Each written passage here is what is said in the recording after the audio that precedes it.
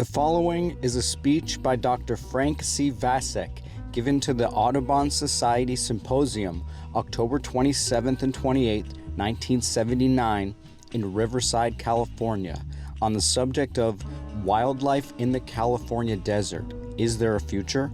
Longevity of desert shrubs. The creosote bush, Larrea tridentata, a characteristic and common shrub of the California deserts, often grows in large clumps with many groups of stems at ground level. Two questions immediately arise. Are all stems of a clump part of the same individual? How long does a large clump take to develop? These questions are important when one considers the ecological role of creosote bushes in the desert.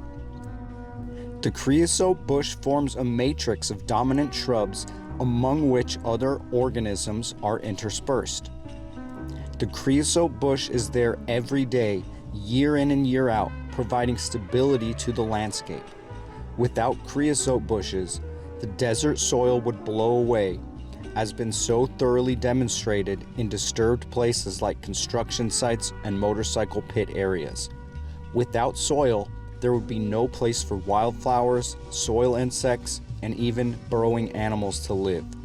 The creosote bush, therefore, directly or indirectly provides protection, shelter, and even nourishment for the desert ecosystem. The question of creosote bush age came into special focus one day in April 1974. While on tour of archaeological sites near Barstow, we were waiting for the group to assemble at the freeway off-ramp south of Lenwood. A group of newsmen, observing the complete destruction of creosote bushes in the well-known and prominent motorcycle pit area there, asked how old those bushes might have been. They wondered how long it would take the creosote bushes to grow back to the size and form they had prior to motorcycle impact. I did not know the answer to these questions, and the scientific literature contained virtually no pertinent information. Therefore, I began a study of creosote bushes to determine their age and longevity. Occasional observations of other species were also made, but primary focus was on the all-important creosote bush. The study was conducted in the Mojave Desert at widely scattered localities from Black Butte in Los Angeles County to South Pass near Needles in San Bernardino County. Other localities near Victorville, Lucerne Valley, Johnson Valley, Amboy, Granite Pass, Sheephole Pass, and Cedar Canyon. Two general approaches were used. First, the development pattern was determined by direct observation. Second, the age was estimated from stem growth increments and from radiocarbon dating of old wood samples. Development. Upon seed germination, seedlings of creosote bush grow only a few centimeters high before producing a branch. Later branches originate around the periphery of the stem, just above ground level, in a common stem area called the stem crown. The branches grow upward, spreading out in a pattern resembling an inverted cone. In young plants, the first branch remains in evidence externally as a crotch at the top of the stem crown. The crown is more or less elongated and leads to a root system with a prominent vertical root and several lateral root branches. A section through the stem crown of a young plant shows a solid woody cylinder with ordinary growth increments. In somewhat older plants, numerous branches occur around the periphery of an enlarged stem crown.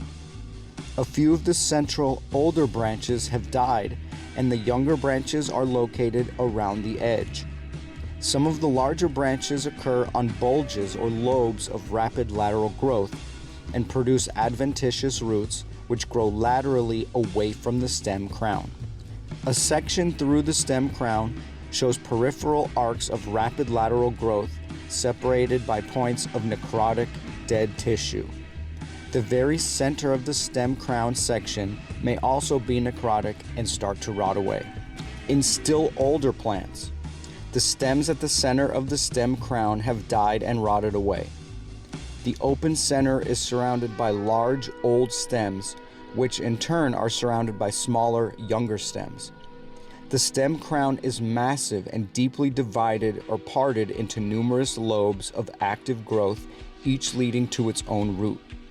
A section through the stem crown shows that the cylinder has died and rotted away, leaving a hollow but irregular cylinder. Furthermore, necrotic tissue between lobes of active growth effectively splits the stem crown into independent segments, each with its own roots growing laterally away from the center. At this stage, the plant has become a young clone consisting of a circle or ring of independent satellite shrubs, all derived from the same original seedling. The pattern of continued new stem formation toward the periphery and the death of old stems toward the center prevails throughout development, even after a ring of satellite shrubs is formed. The clone continues to spread outward as inner, older portions die and decay. Eventually, an open area of exposed soil appears at the clone center. The central bare area and the ring of satellite shrubs surrounding it is first circular and later becomes elliptical. Clones often develop bare areas several meters in diameter, and several clones have bare areas more than 20 meters across. Age. The ages of creosote bushes were determined by counting growth increments in stems and by radiocarbon dating of old wood samples. Since a given stem does not persist during the lifetime of a shrub, only partial ages of shrubs could be determined. A general approach to determining the total age was to establish growth rates for available material and extrapolate to the age of the entire shrub or clone. For seedlings and young plants, growth increments were counted in stem wood over measured distances of lateral growth. An average growth rate was determined from the distance divided by the number of years. Similarly, in old clones, age of old wood samples was determined by radiocarbon analysis, and the distance between the wood sample location and the nearest living portion of the clone was measured. An average growth rate was determined from distance divided by years. That rate was extrapolated back to the center of the clone to estimate total clone age. Results. For seedlings and young plants, the average lateral growth rate was 0.73 millimeters per year over recent decades.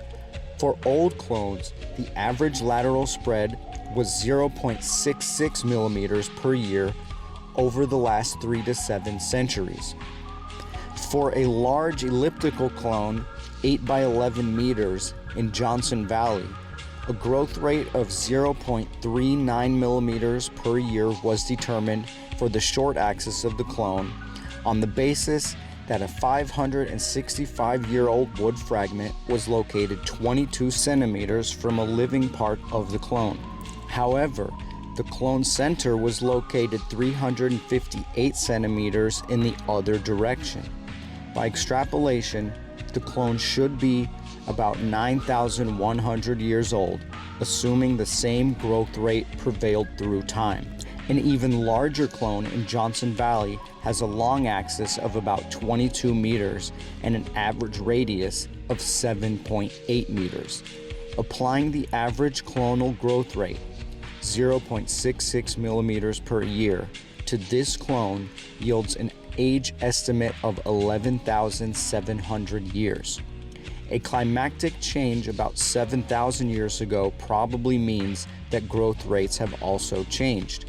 Assuming the average growth rate prior to 7,000 years ago was double the recent growth rate, the age of this largest known clone might reasonably be revised to about 9,400 years. Despite uncertainties in some of the details, the order of magnitude of clonal age estimates is doubtless correct. The extreme ages estimated for very few large clones leads to the exciting idea that some present-day clonal creosote rings have been continually in existence since the first seedlings colonized the Mojave Desert at the close of the Wisconsin glaciation. The astounding longevity of creosote bush clones underlines how little we know about the desert. The creosote bush is a common, widely ranged, and often dominant shrub over most low elevation areas of the Mojave and Sonoran deserts.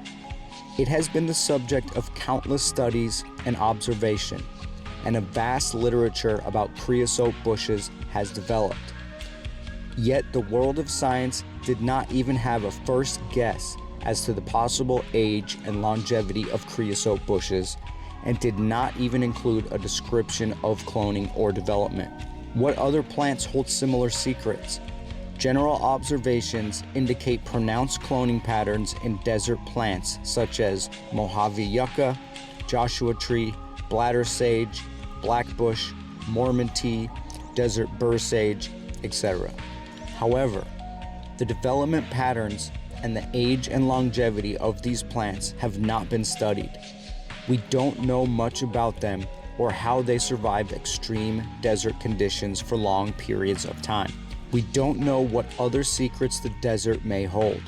For example, the phenomenon of inhibition of winter annual wildflowers by summer annuals growing the previous summer has just recently been described but has not yet been explained, despite its potentially great significance in management of a major resource. What other secrets does the desert hold? We may never have the opportunity to find out, as the phenomena and natural wonders that develop through thousands of years may be destroyed by man forever within a few minutes.